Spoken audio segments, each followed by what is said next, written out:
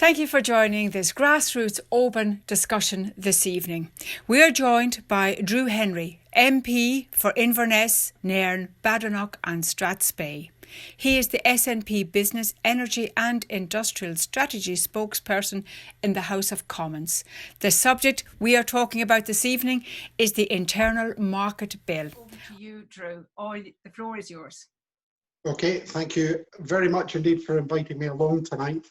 And for being patient while we got past the little technical glitch of getting in there.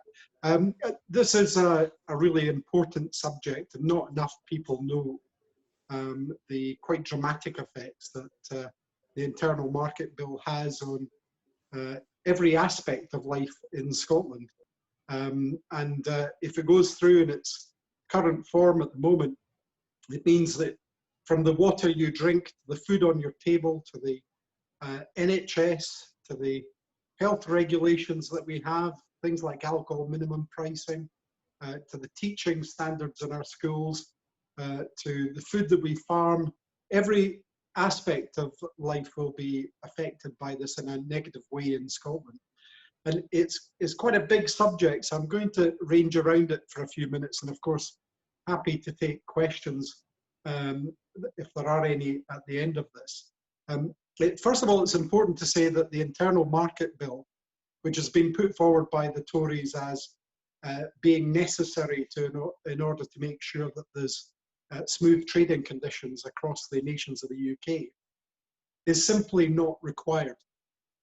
There are already existing common frameworks that have been worked out for differences with EU standards. And indeed, there were productive and ongoing talks between the governments around the UK about how to take these things forward. And these common frameworks were very easy to put in, with a few changes to essentially standing orders and with the agreements of the different governments around the UK.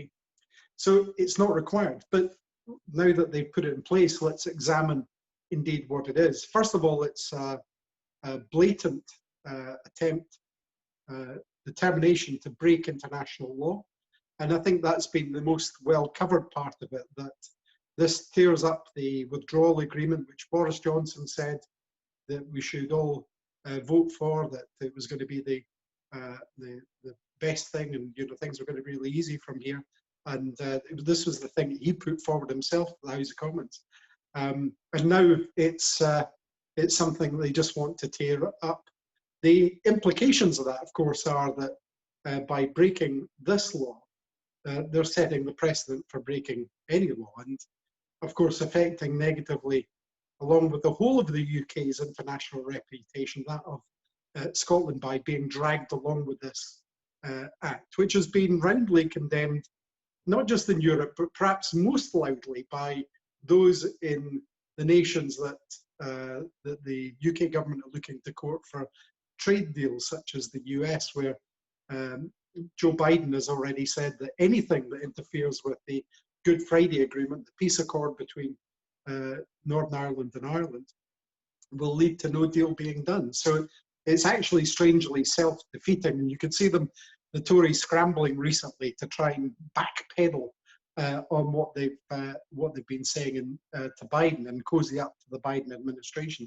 It's not going to work. Nancy Pelosi in the Senate has been, the Speaker of the House of Representatives has been very strident about the fact that they won't endorse any trade deal with the UK that is breaking international law as a result of this action. So I'll push that to one side because that's bad enough with it.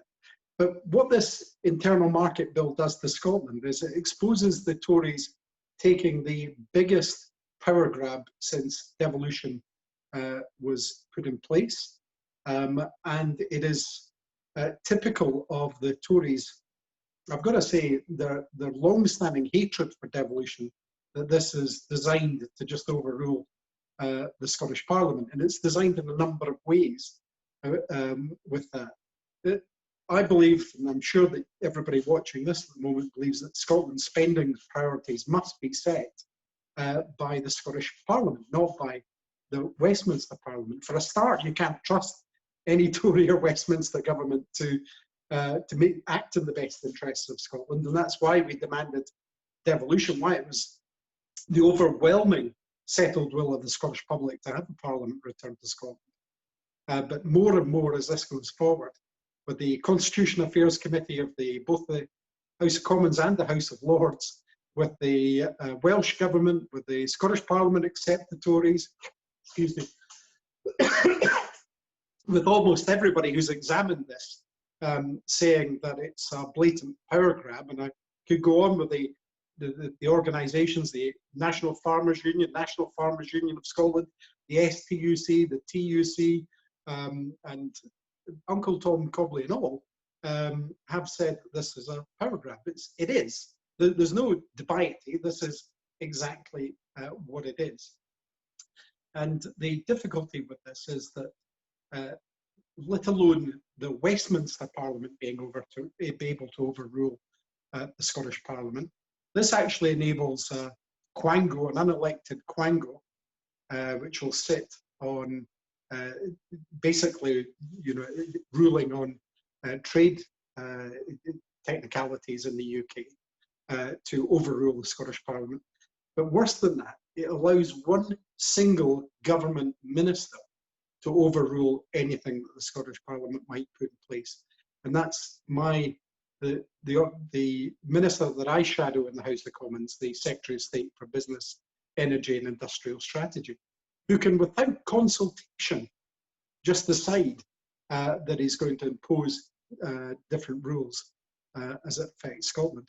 Now, the really important thing to bear in mind with this bill that they're putting forward is that when they say there's a power surge coming back to Scotland, I think Mike Russell said it best when he said that if this is a power surge, it's the one that fuses all your sockets and blows out your box for it, because basically what they can do now is just run the over anything we've got. England, by definition, is a larger country than Scotland, and if they decide that the food standards, for example, the rules governing food standards have to be adjusted so that they can import chlorinated chicken, and that's a very, very real threat. That's not hyperbole, or indeed hormone-injected beef, and they decide that in England this is what they want to have. It doesn't matter how it affects our farmers, how it affects our health priorities, and chlorinated chicken is a pretty horrible product when you find out about the condition the animals have to be in to produce this, and the reason they have to be washed in chlorine because of the fact that they've been sitting in their own muck for so long with so many parasites on them. So these things are a real priority, and in fact, we know from Donald Trump, he said that anything is on the table, and that's what the Americans, regardless of the administration, will be looking for in any trade deal with the UK. They'll want to make sure that their products are able to be sold here. So if those are allowed in England, they can basically then use this law to say that there shouldn't be unfair competition against those rules in Scotland, Wales, or Northern Ireland. And when it comes to the NHS, the possibility of it being privatised and medicine supplies being privatised is now wide open, because this internal market bill, through the conditions of saying that there must be a level playing field for companies to bid for things, could easily take the NHS in Scotland, the Scottish Government, to court to actually get access to services that they want to provide. So all of these things are in the internal market bill. It's unfortunately largely slipped under the radar, I think, of the mainstream media. There's been scant comment on it, but it is an absolutely foul and determined attempt to strip powers away from Scotland, and shows contempt not just for the Scottish Parliament, which it does in spades, but it also shows contempt for the Assembly in Wales and in Northern Ireland as well. So the final thing I would say about the internal market bill before questions is, like I say, I could talk about this for an hour, 2 hours, probably even longer, but the final thing I'll say about it before we go to questions is this issue of the so-called UK Shared Prosperity Fund. And what that's supposed to do when it eventually appears is replace the EU structural funds. So this is that we've been using for many years, and indeed, you know, we benefit from £863 million of them just recently. Now, this isn't largesse from the UK government. This is money we're losing because we're coming out of the EU. And even if it was largesse, they've not been able to tell us how much, how it'll be used, what the rules will be around it, other than, and this is the important thing to them, that any money spent on it will come along with a Union Jack that they'll stick on the projects that qualify for it. So that's the Shared Prosperity Fund. I've been asking for details, by the way, on that since 2017. And they still don't, even with little over a month to go before we exit the transition, they still don't know, or still won't tell us, I should say, what's going to happen to that money. And then spending priorities, on that and on everything else, we know from the Tories that their track record is absolutely out there for everybody to see. People might not remember in the early 70s, in the early 80s, when John Major decided to rob the Highlands of funding in order to shore up constituencies in the southeast of England, which they needed for the election. And of course, you will be aware of Boris Johnson's well-known view that a pound spent in Croydon is better than a pound spent in Strathclyde. And by that, of course, he means Scotland with it. So I think that's quite a lot in terms of giving you an overview of the internal market bill. And I'll stop there and just see if there are any questions that you want to have answered on that subject. Thank you very much for that, Drew. And in listening to you, the frustration that I don't know how you people, I can imagine how you people in the belly of the beast must feel listening to being trashed. But certainly I'm sure for all of us listening here, it is despondency at best and a complete denial that there is another viewpoint that must be listened to. I have got, yeah, go. Yeah, I was just going to say, well, the one thing, thanks for that, and it is galling when you have to be down there responding to this kind of, just illegal and disrespectful and insulting behaviour to the people of Scotland and our Parliament. But the one positive you take from this is that when people actually find out about this, they become absolutely convinced that the only way to deal with things in Scotland is to become an independent country. Absolutely right. We've had a question. Ariel K, if you can unmute yourself and ask your question, please. Hi, Drew. With the confluence of the Overseas Operations Bill, the Covert Human Intelligence Sources Bill, and boldly announcing to the world that they're quite happy to flout international law, the Covert Human Intelligence Sources Bill, if people don't know, explicitly gives permission to several UK agencies, including, I think, the Food Standards Agency, to commit acts which, out with those circumstances, would be criminal for purposes such as the integrity, I think, or the benefit of the UK economy. How worried should people in the independence movement be, whether we're just ordinary people handing out flyers and posting things online, or leaders of yes groups, or people who attract more attention? Because with the confluence of those things in the last few weeks, with the emphasis on James Bond, which is basically glorifying extrajudicial state-sponsored murder, is so glorified as mass entertainment, its postponement shut down the entire cinema industry in the UK. How worried should we be? What's to stop them picking off random individual Scottish independence supporters?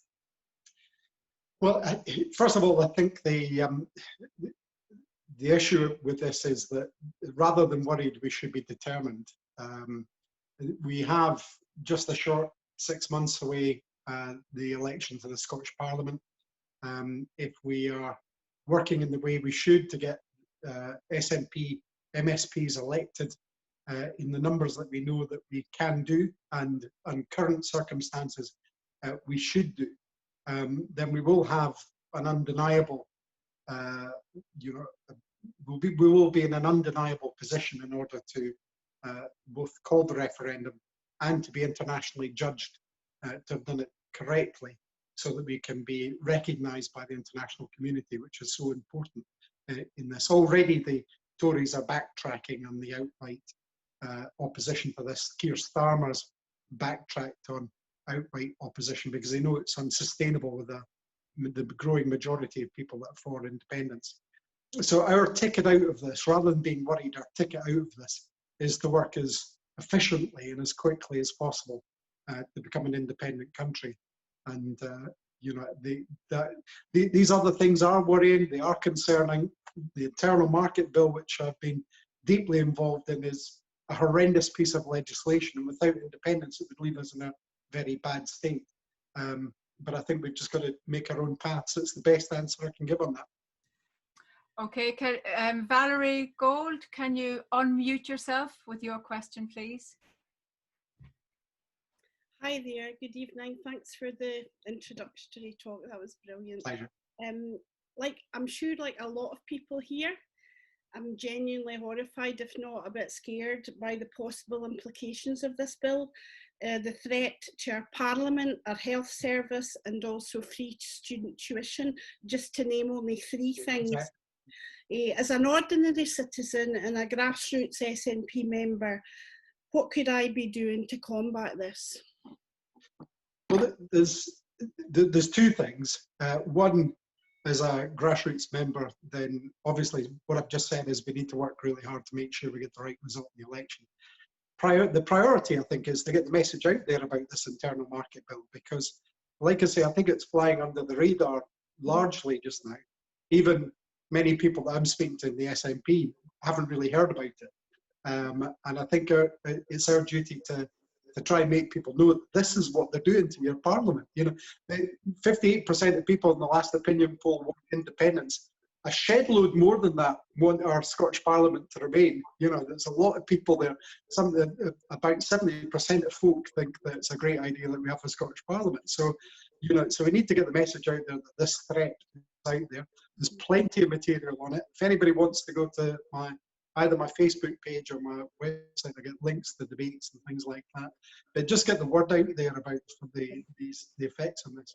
Thank you very much. If I could just get a totally shameless plug in, like my colleague who's in the Zoom, Fiona McGregor, I'm a presenter on Indie Live Radio, and we will be interviewing somebody about the internal market bill tomorrow between 11 and 1 on indielive.radio. We'll be talking to Heather Anderson, but I'm delighted to be here tonight. Sorry, I'll shut up now. Thank you so much. Nothing shameless about that at all, Valerie. Great to have you here. And I've got Sheena Stephen. Sheena, are you up for asking your question? You've got two great questions there. Hi, yes, hi. Can you hear me okay? I hear you fine, yeah. Yeah. I'm like Valerie, whom I know, I'm really concerned. I find it absolutely amazing that people within the SNP and even in Holyrood don't know about this bill. It's just absolutely all-consuming, unbelievable. Well, it's not really, it's a Tory government, but it's scary.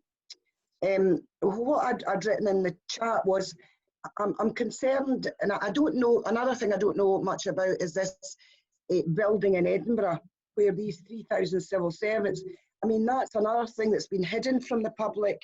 I've been trying to tell people that,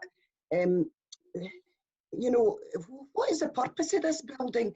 Are these civil servants going to be come up from down south, or are there going to be 3,000 people from Scotland that are going to be employed in this building?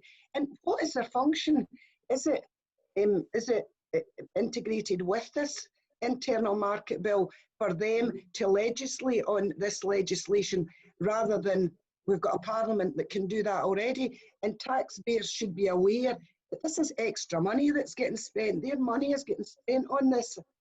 I don't know how much the building was to build, but the press, I mean, nobody knows anything about this building. Yeah. So, the good news about the Tories and all of their plans, including Queen Elizabeth House and all the fact of bringing up the UK government to Scotland and Boris Johnson coming on visits and yes, the eating cabinet, fish and chips on a trawler and all this kind of thing. The good thing about the Tories is they just completely don't get Scotland. no. And all their belated attempts to show that they are somehow engaged, which is the best thing I can, the best kind of description I can kind of give is somehow engaged, are just proving to people that they're completely out of touch and it's too late.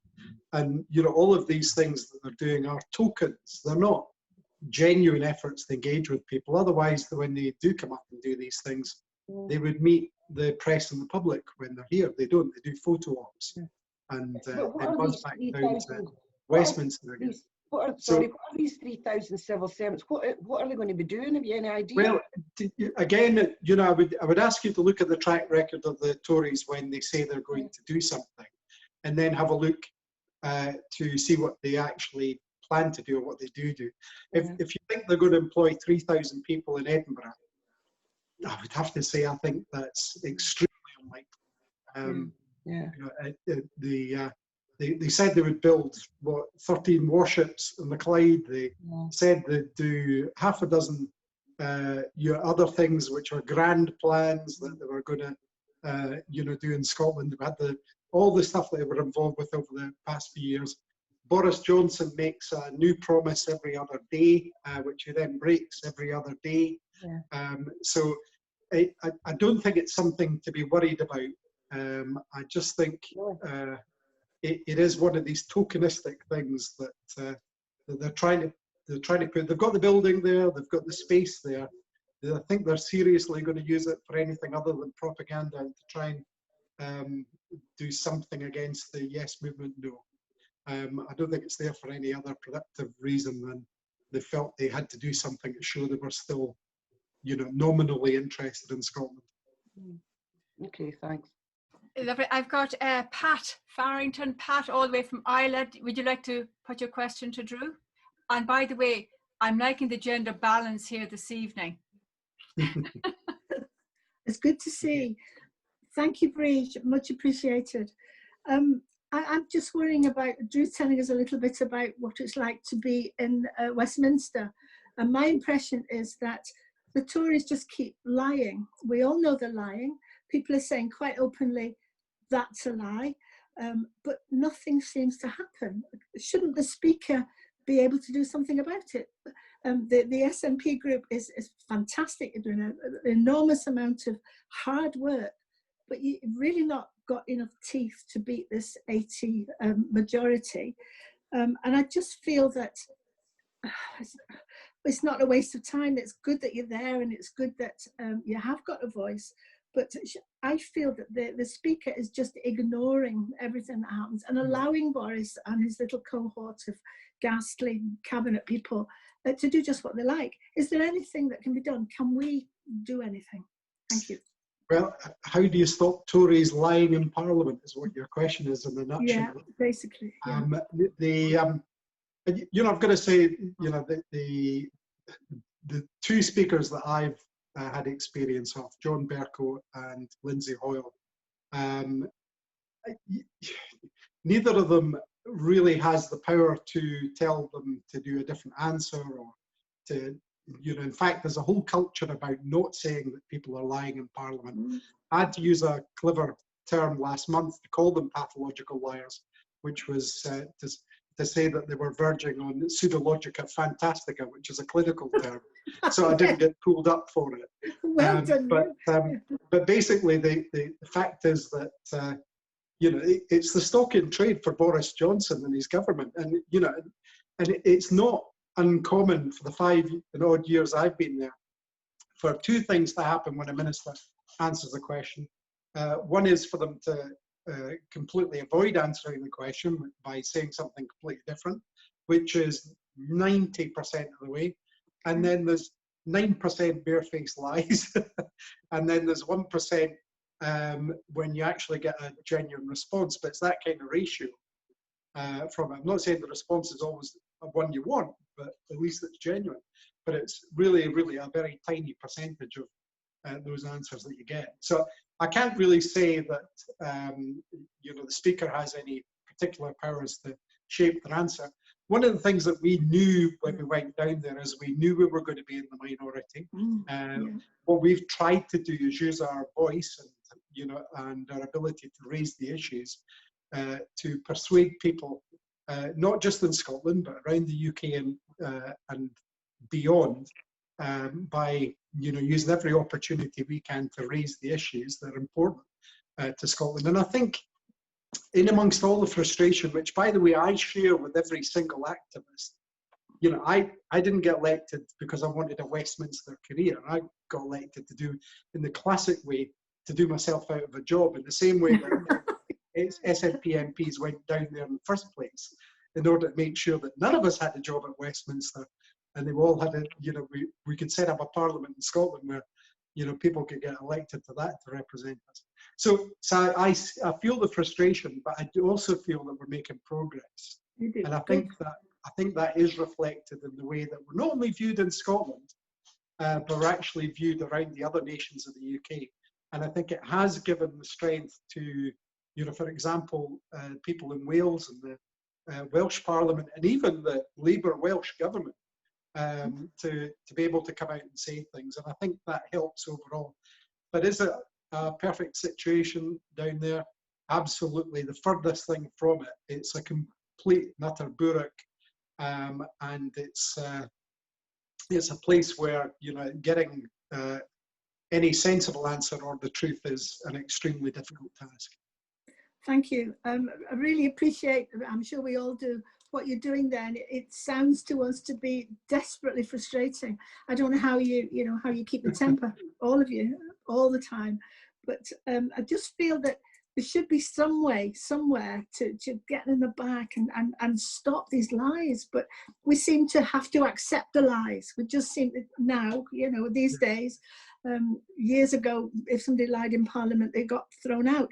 But it just seems acceptable now. Yeah. This is a really important question you've asked, and I'll give you this comfort, because I believe this is true, and I believe in Scotland we've seen this, is that telling lies is a law of diminishing returns, and people will see the truth, and the truth wins out. So I think that's the important thing to take away. We always have been and need to be squeaky clean in what we do.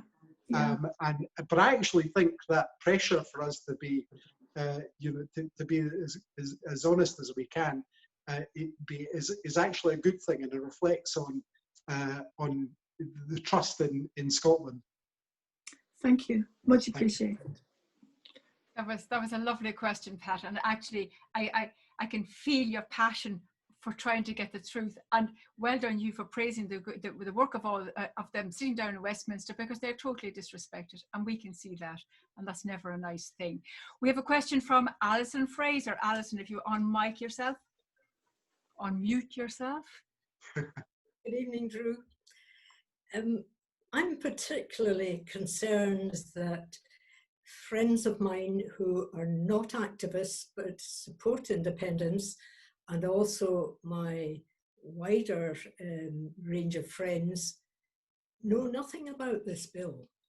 And it seems to me that the mainstream media are concentrating on the illegality part of it, but they're not doing their job by showing Scotland how it's going to impact on all of us.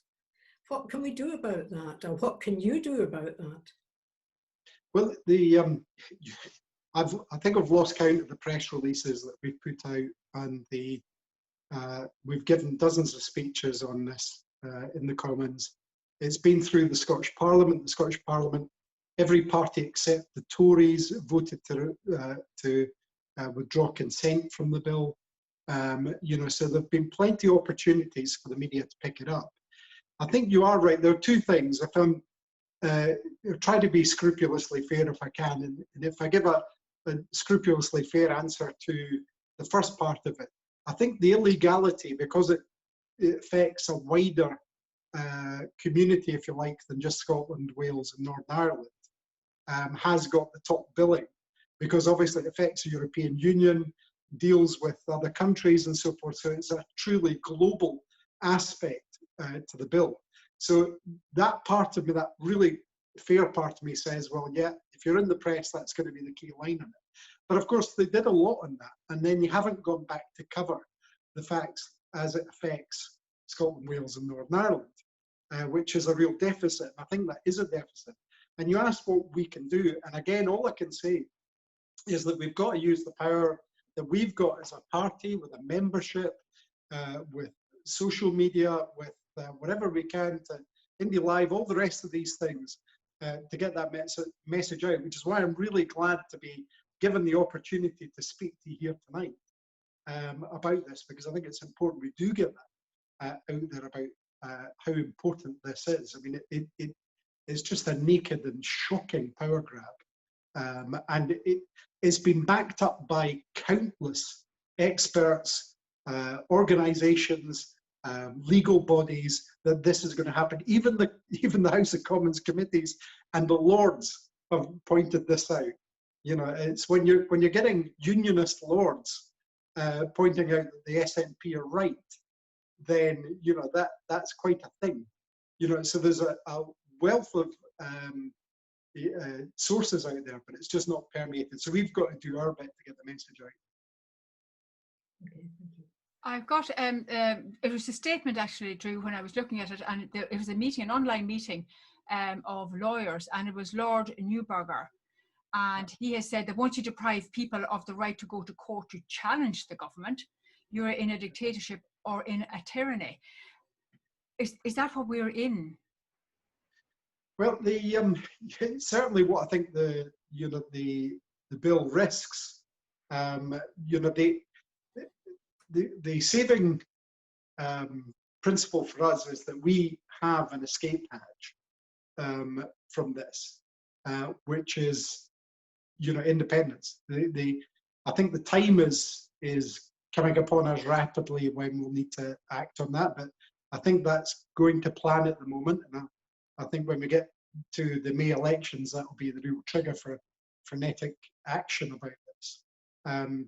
But yeah, you've got to say that the Cummings, Boris Johnson, it's Cummings-led, let's make no mistake about this, the Boris Johnson Tory government, even to the disquiet of quite a lot of their own MPs, even those ones elected under the strict rules that they put in place, want to take as much power and put it into the centre as they possibly can.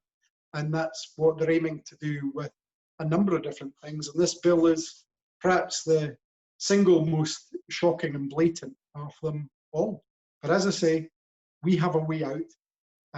We have the ability to have a better Scotland, and that's through making sure we're still talking to people about independence, and we get a big election victory next year, and then we move swiftly on to a vote. Oh, well, I'm so pleased you mentioned the big election next year and the vote. Section 30, yeah. We're looking at Westminster running roughshod over all of our wills with regards to this bill. And then we're talking about an independence referendum. And I think quite rightly, people must be getting frustrated. If we've got no power to make Westminster listen to us, what makes us think that we're going to get a Section 30? I want a big positive note here, Drew. I need my... Yeah, well, the thing is, what they want to do is they want to knock us off by saying they want to refuse a Section 30. What they want us to do is to start to fall apart at the seams and come up with lots of other schemes. Now, it doesn't work that way. The popular will always win out. And if we persuaded 58% of people so far, and I think it's around about that, I don't think that's an outlier poll, and we move to persuade even more people during the coming months as they see the effects of a low deal or no deal Brexit, then that number will only go higher. They will be unable to resist the popular will in Scotland if that's the case, and they know it. What they, as I say, what they want to do is by saying that they'll withhold permission, is deny the sovereignty of the Scottish people, which won't hold water. And they want us to run off doing all kinds of other things which will dilute and split the cause and will put off a lot of those people who are either newly won over to independence or are still swithering. And that's their tactic. So I'm not going to let them off the hook for that. Neither are my colleagues. We're going to pursue them absolutely down this route. It's the right of any nation's peoples to decide what they want to do. The people of Scotland have for hundreds and hundreds and hundreds of years been sovereign, and that's exactly what they are, and we'll prove that they are next year. And while we're on, see Pat, a sigh of relief there. So while we're on that, so the internal market bill, that is going to go through. How can we undo the damage of that bill? How quickly can we undo the damage of that bill? Should we get a referendum next year and get our result? Well, we can very quickly undo the damage of the bill, because by virtue of being independent, by virtue of getting to that stage, we would be able then to reimpose the standards that we want to see in Scotland. We'd be able to align ourselves with EU standards. We're already fully compliant at the moment with EU standards, so providing there's not too much time between both, we should be able to unravel that particular aspect of the internal market bill in terms of the harm that it does very, very quickly. And if I could also say that, in terms of future trading relationships, social relationships, I think everybody knows that what we want to do is we want to be good friends and neighbours with England, Wales and Northern Ireland in the future, whatever they decide to do and their people decide to do in their future. And as England's second biggest trading partner behind America, I think they're going to be looking to have a friend north of their border in the future as well. So there's plenty that we can do by keeping on the track we're on at the moment and making sure that we have a legitimised independence referendum that obeys the law and is recognised internationally as such. Okay, well, I think that's a good news story for tonight. And we have got a question from a man. Woohoo! I'm so pleased that they have found their voice. It's unusual. So let's have Gordon Shanks. I'm frightened him now. Gordon, are you there? Hi, that's me. Sorry. Hi, Drew. How are you doing? Hi, Gordon. Just a quick question. This is such a mind-bogglingly important issue. I think that could it actually warrant having a dedicated, carefully written document sent out from the Scottish Government to every household in the land, clearly stating the facts, honestly and in layman's terms, and backed by as many parties in the Parliament as possible that support or that are against the bill. Say, this is what's happening. These are the facts. Decide for yourself. That's an interesting idea, and I'll certainly flesh that out with colleagues in the Scottish Parliament. I suspect that wouldn't be under the power of the Scottish Government to do that. And I suspect that whilst there is complete agreement, other than the Tories in the Scottish Parliament, the other parties in the Scottish Parliament would be less likely to support something like that because they would see it as overtly political. I saw flashing up the screen a comment there that maybe the SNP could do it. I'm pretty sure that we will be. It's important to put one thing into context just now. The bill has gone through its reading in the House of Commons and it's now in the House of Lords, and the first stage of that's just been thumpingly defeated. So it has to, at the end of November, it'll have to come back to the House of Commons again. and then probably back to the House of Lords. So, you know, so this is going to be rumbling on for some time yet, and we've yet to see what, if anything, will be watered down within it. But ultimately, since the Tories have a big majority in the House of Commons, and we know exactly what they want, I don't think we can rely on that watering down process. So I think at some point, you know, either we or us or, you know, a collection of different organisations will need to get the message out a bit more strongly about it. Thank you. Okay, do we have another question coming in? Well, while we are waiting, because I've got another piece here. When you were talking about the atmosphere in Westminster, and we're talking about the Section 30, is there now an acceptance that Scotland is going to be independent? And do you see a mood change, even in their total abhorrence of the SNP group down there? Yeah, I do see a mood change. I think there is two different kind of, the Tories fall into two camps. There are those who I think have pretty much decided that they want, you know, England to be independent. There's a few of those, but don't forget that they've wanted England to be independent, just call it Britain, for quite a long time.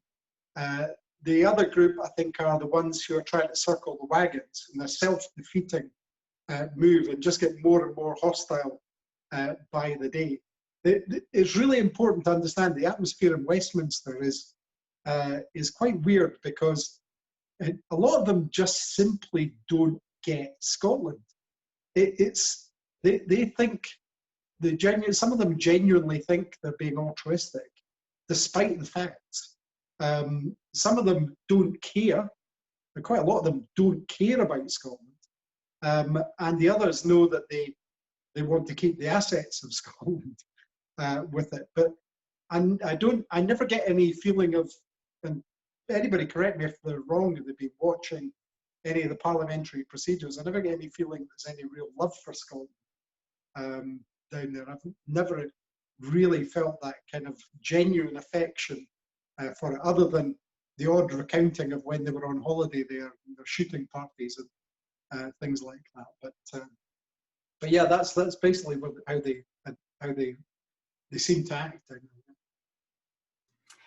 Got a question from Chris Odling. Chris, can you unmic yourself?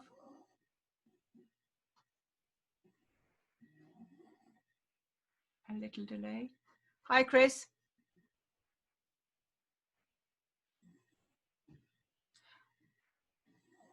Okay, so I'm going to go to Elaine. While we're waiting, it won't work. Will it not? We can't. I've unmuted. It won't work. Well, we can hear you, Chris. Can you hear me? You can hear us. Yeah, it's working. Yoo-hoo! I can hear you, Chris. Oh, just speak loudly and clearly. oh well, we were watching Gordon Ross IndyCar, and he was saying he'd heard that Cummings' sister is involved with the company that does all the counting. So how do we stop fiddly diddly when it comes to the independence vote? Well, fortunately, the things that are not in the internal market bill are the things that we still will control next year. So the Scottish Parliament still calls elections and referendums and has control over the voting, you know, procedure. So, sorry, you'll need to speak up, Chris. Will Scottish people count it? It won't. Yeah. It is. People, not necessarily Scottish people, but people in Scottish local authorities who are employed will do the counting. You know, I was formerly leader of Highland Council, and whenever there was an election, Highland Council would get mobilised, including the referendum in 2014, to do the vote counts. And that'll be exactly the same, just as it was for the Brexit referendum. It was all done on a local authority basis. So they can't, as things stand, interfere with that. Sure, they would love to, but at the moment they can't. Thank you very much. Thank you. Okay, well, so here's the term we have to remember. Fiddledy-diddledy. So if we hear that word, we know that it is people at Westminster in particular are tampering with the election system. I've got Alistair MacDonald. Alistair, your question? Hi there, Drew. The question really was connected to an answer you gave earlier, that the bill would be going to has been to the Lords the first time, and it's getting punted back to the Commons. How long will the procedure take before finally the Queen puts her signature to the bill and passes it into law? Well, technically, my understanding is that it can take, I don't believe this will happen, but technically I believe it can take up to nearly a year, depending on how the House of Lords treat the bill as it goes through. They've got quite a lot of power to delay things. So it really depends on what they come out with in terms of what they send back in as an amended bill, how much the UK government want to dig their feet in. As I say, the problem with this is that they don't need the internal market bill. So they could actually afford to wait it out and just go ahead with common frameworks in the meantime, which is what they should be doing anyway. Or they could decide that they're going to try and somehow guillotine it and move it through before the end of the year. At the moment, I can't give you a solid answer on the timescale because it's really down to factors out with my control and to be honest, out with everyone's control other than the procedure at the moment. So it depends on how it moves from there. Okay, thanks. Is that okay? Excellent, Alistair, thank you. We've got a question from Elaine. Elaine McKenzie, are you ready for your question? And then we'll take Joy Cameron afterwards, if that's okay. Hi there, Drew. Good to speak to you.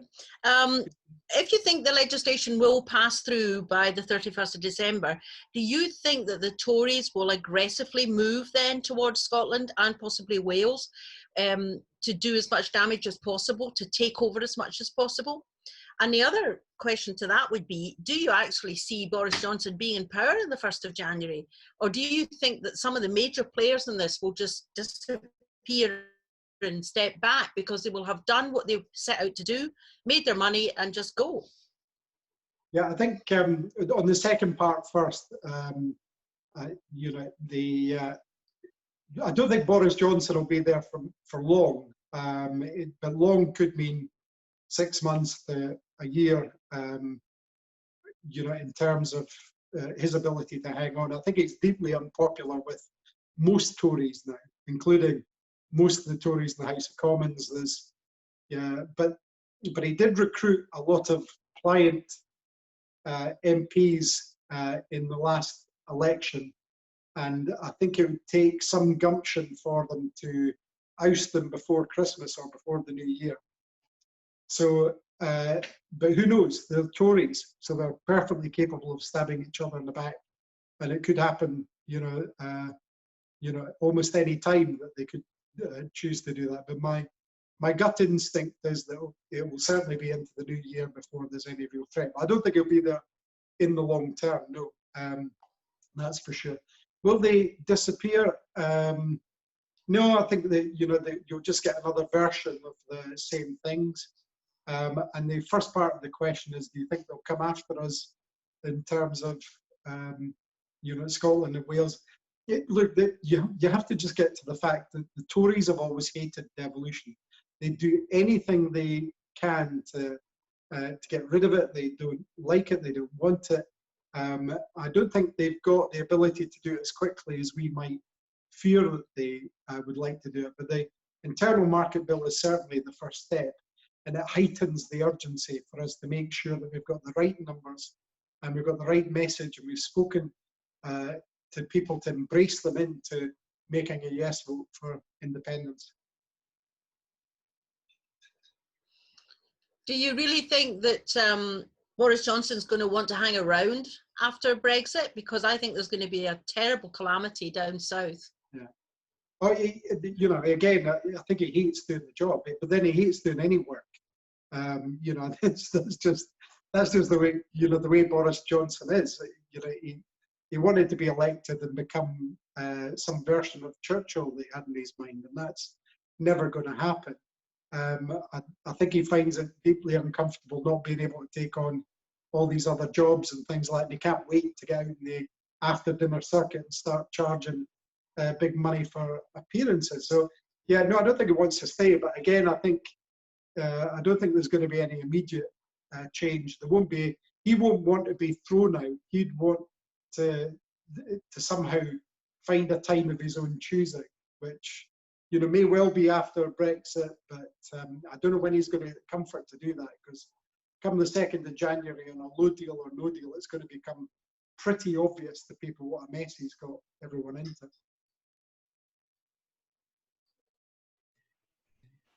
Okay, Elaine, are you happy with that? Well, okay. Joy Cameron. Joy, are you with us? Yes, both myself and Campbell are here. It's actually Campbell that would like to ask this question, so I shall acquiesce to him just in this instance.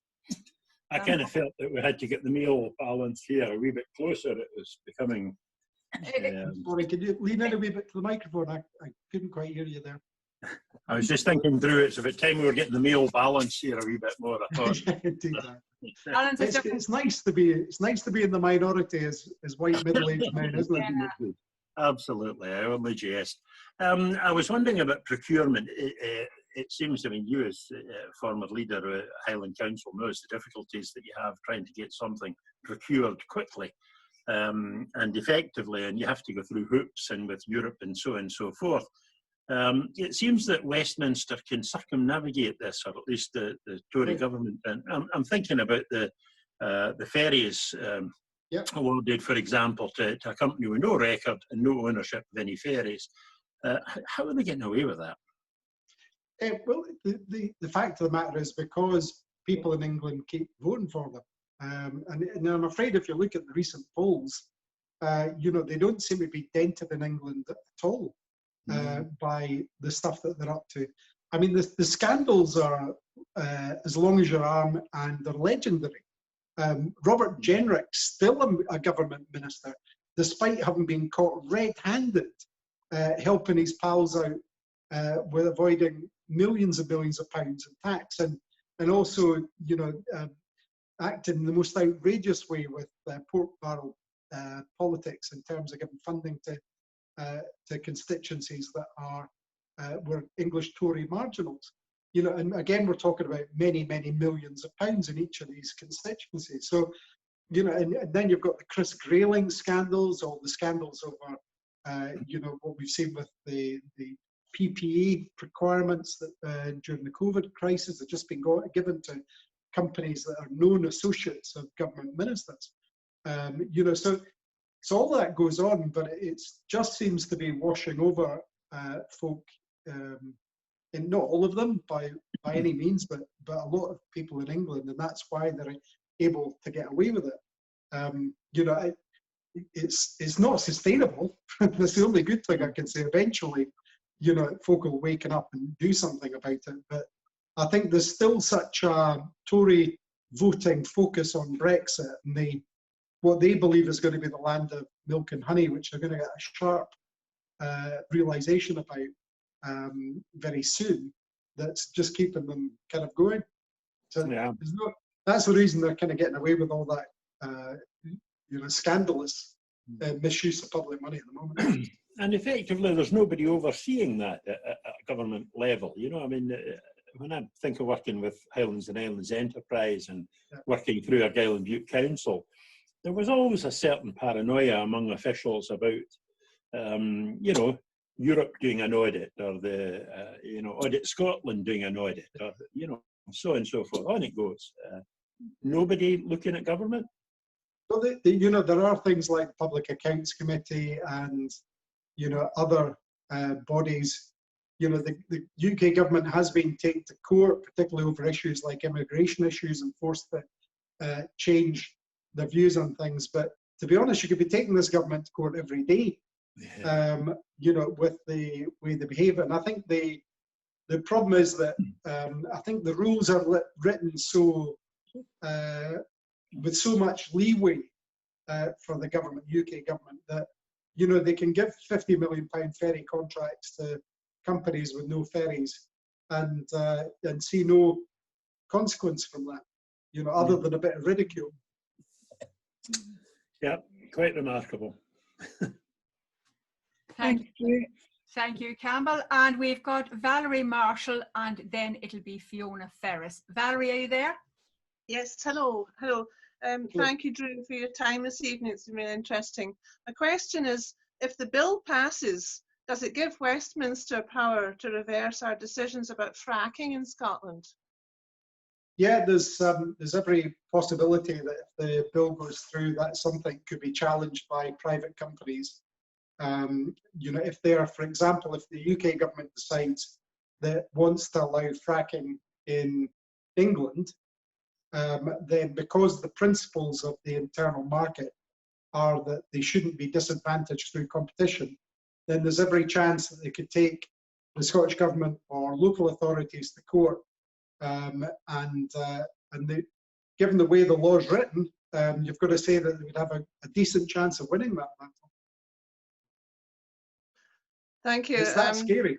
It is. This bill is, very scary. I it think covers the bill, every aspect of our, you know, our daily lives. It's, you know, it's very, very wide-ranging in terms of things that we would like to introduce our own regulations and rules for in Scotland. there's been a lot of talk about the chlorinated chicken and the beef and all the other things. I wish that people could be made more aware of that fact as well, because I think that's a very scary prospect. Well, within the bill, there's also the issue of being able to set building standards as a UK, basically, you know, priority that have to take precedence across the UK, which means that they could overrule building standards conditions in Scotland as well. So, you know, it really, you know, there's so much when you get into the depth of the internal market bill. There's so much it affects. Somebody mentioned tuition fees earlier. Again, you could be taken to court for that, to say that it's an unfair situation. So, you know, it's just multi-layered. Yeah. Thank you. Nice one, Valerie. Yes, because fracking, you know, you just don't think of how wide-ranging this is. Wow. Fiona, are you there? Can you unmute yourself, please? Yes, good evening. That's just set me up nicely for my question, actually, because I have to really query, are we sovereign at all when a bill like this that affects every single aspect of our lives can be passed without it going through and being asked of in the Scottish Parliament to approve it? In fact, the more I hear about how sovereign we are, the less evidence I see to back that up. In fact, everything I see happen proves exactly how unsovereign we are, whether it's from this bill, whether it's asking for a Section 30, or anything, Brexit, anything. We actually have no say. And soon, I think, not only will we, I feel we'll just keep saying, if we say it enough that we're sovereign, that somehow that's enough. But the evidence is very much the other way, as far as I can see. Well, the reason I'll say that you and all of us here in Scotland are sovereign is because that is an immutable fact. It's never been disputed. Even in the UK Parliament, we took a motion through a couple of years ago on Scottish sovereignty. The difference is, and this is why it's crucial, we can choose to give away that sovereignty. We can continue down the line that we're going down with, you know, with the Tories and what they're doing, and allow them to do this bill and other bills like that, or we can choose to exercise our sovereignty and, you know, have a referendum on independence and declare Scotland an independent country as a result of that. So we still have a choice. We still have the ability to do that. We are at crunch time. I mean, you know, in my view, this is a crossroads, but I don't think that comes as a big surprise. I think everybody, you know, whether you support independence or not, whether you're in the SNP or in any party, knows that even without the internal market bill, we were coming to a crossroads.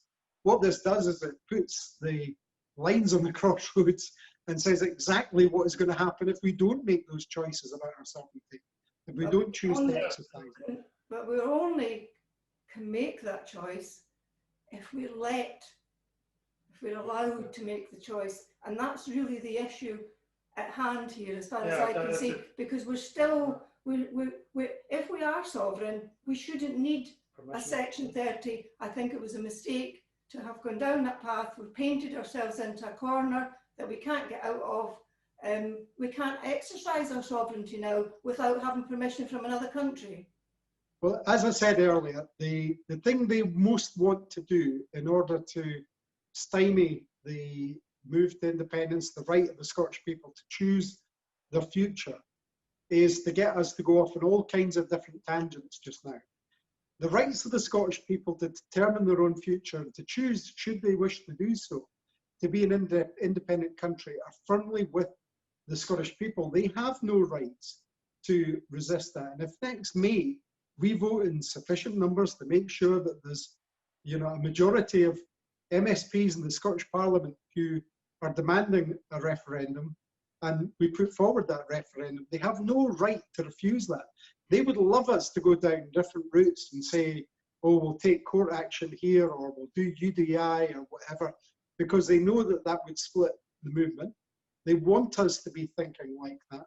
What we've got to do is actually make sure that we're absolutely resolute, that we fully understand international law, that we understand that to become an independent country, you have to be recognised as an independent country. And that's absolutely vital.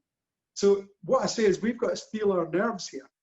We've got to make sure that we've got the absolute focus and determination to not be denied our rights as a sovereign nation, as a sovereign people, because that's what we are. So I can see, I totally get why people are worried. And in my moments when I'm looking around frustrated with what they're doing in the UK Parliament, there are times when I think it's pretty dark as well. But I've got to say the fire that always keeps me going is the fact that we just cannot be denied. And we will have our democratic choice.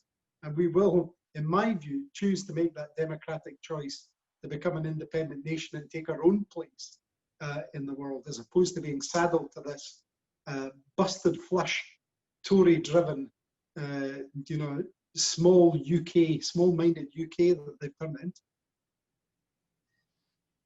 Okay, is that okay?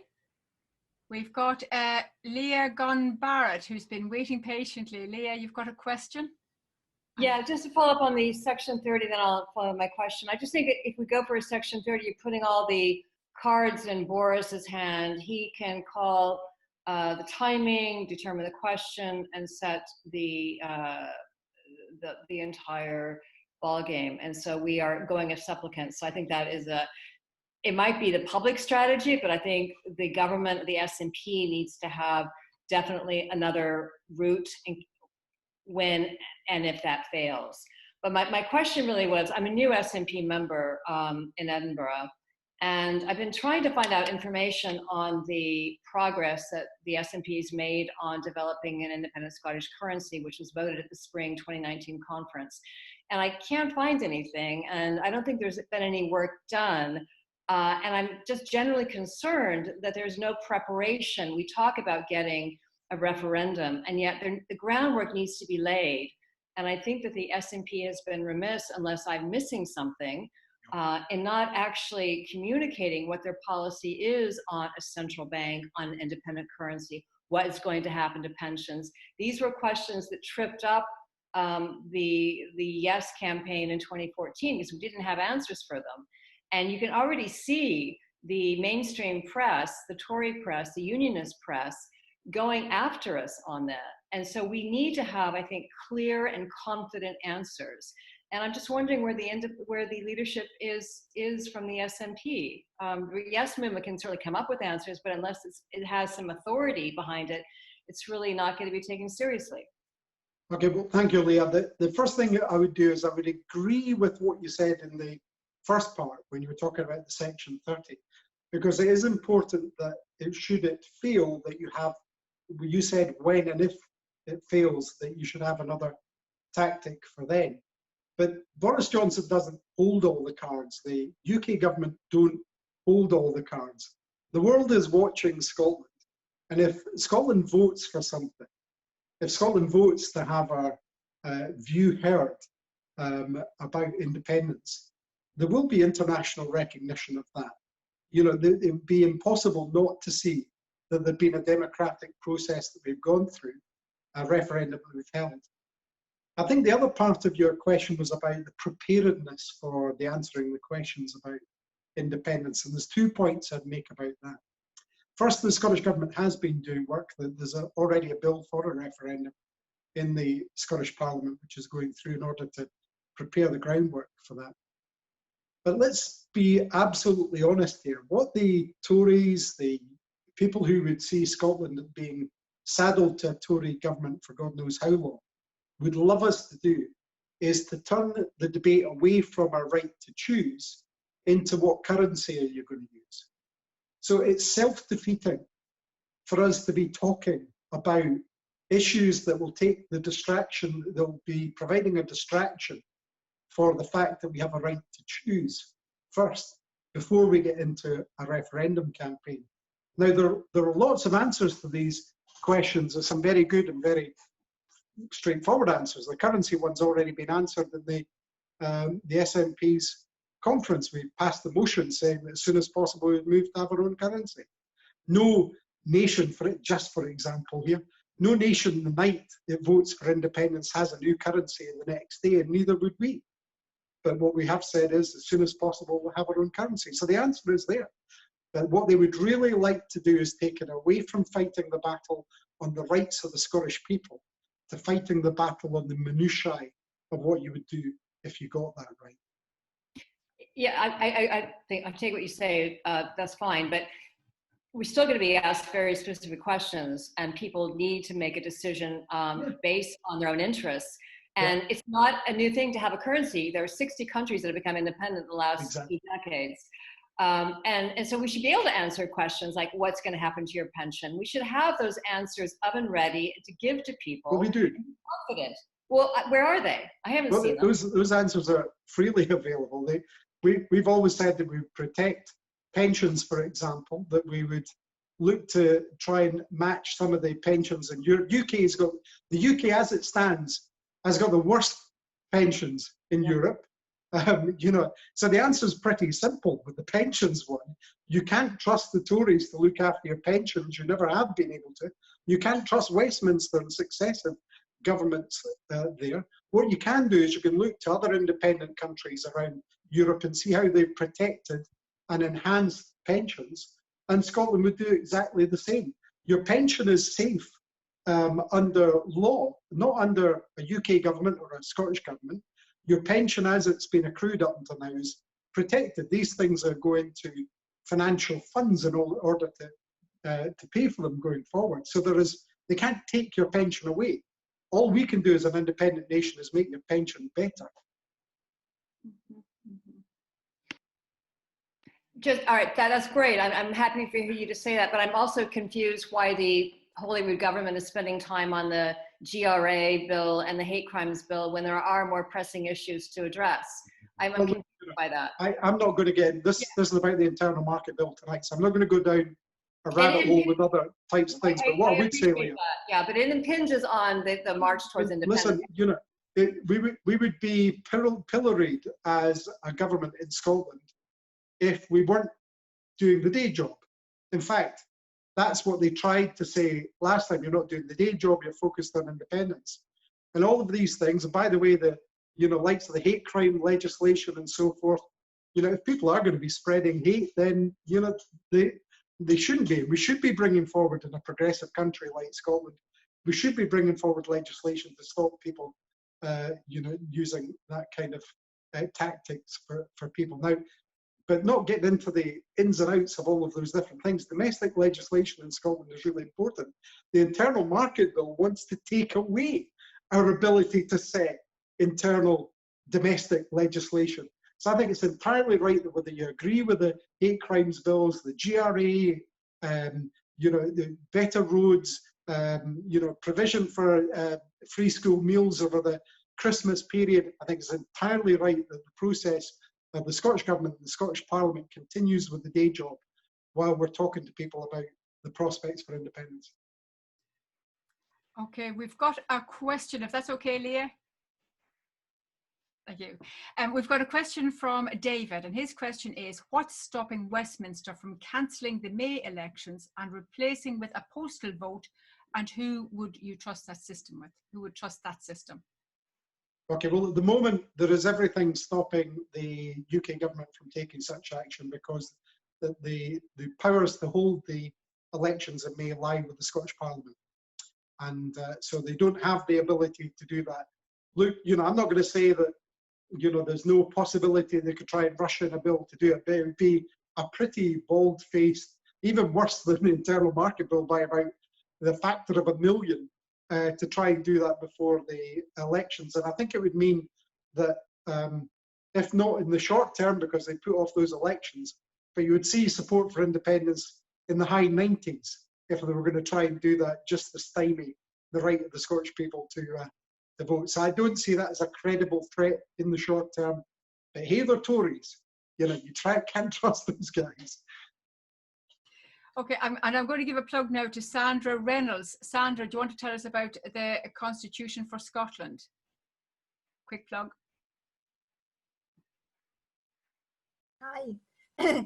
I'm no expert, so I really can't tell you about it, but I was on a Zoom 2 nights ago to kind of launch the website to build a constitution, and it's an interactive website, so people can go on, give their opinions, look at it, read it, add things to it, or just simply like things. So it covers a lot of the issues that have been mentioned tonight. Look, apart from why we're here for. So there's a lot of people on here, so it'd be a useful thing to share with your own groups and have some say.